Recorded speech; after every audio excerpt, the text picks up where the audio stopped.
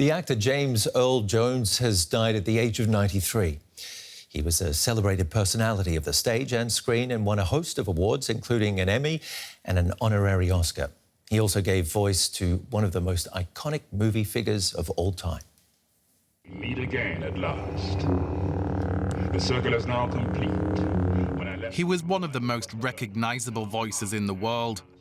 But James Earl Jones insisted he wasn't credited in the first two Star Wars movies for his role as Darth Vader, saying it was merely a special effects role.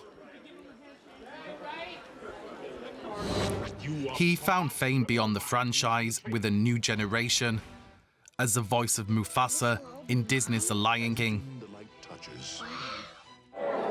The acclaim was all a long way from his childhood beginnings in Mississippi. Born in 1931, his family left for Michigan during the Great Migration.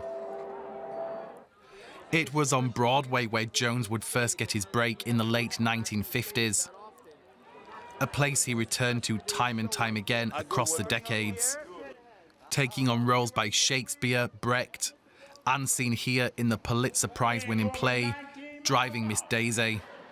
I like to go under the speed limit. Speed limit 35 here.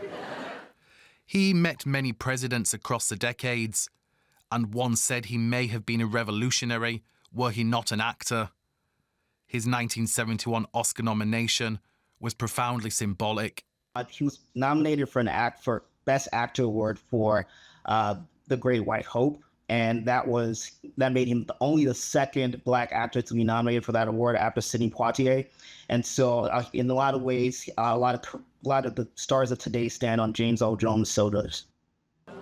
He never fully retired from working, and for the young boy with a stutter, he will be remembered as the man with the most extraordinary voice.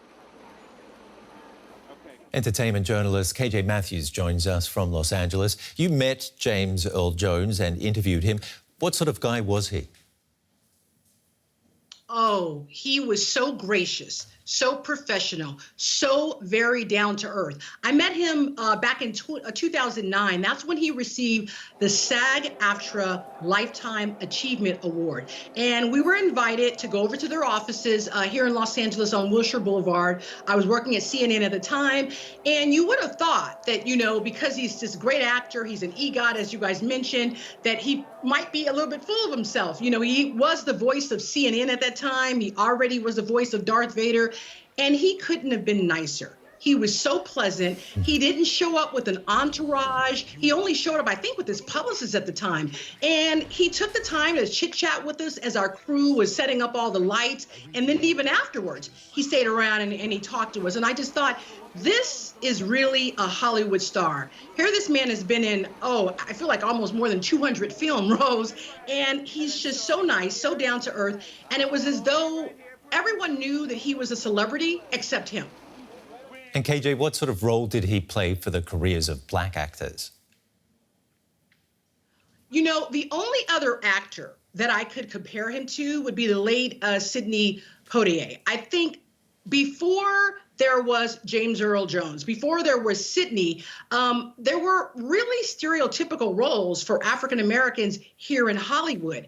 I think when someone like Sidney, and especially James Earl Roy, came on the scene, especially with that booming voice, he really became the international voice of Hollywood. No one had ever been offered a role to voice something as big as Star Wars and be Darth Vader. And then he went on to do Lion King and was Mufasa. And then he was the single-handed voice for all of CNN, the network. No other Black man had done anything like that. So I think he really paved the way, that is, and opened up the doors for so many Black actors to do what they're doing today.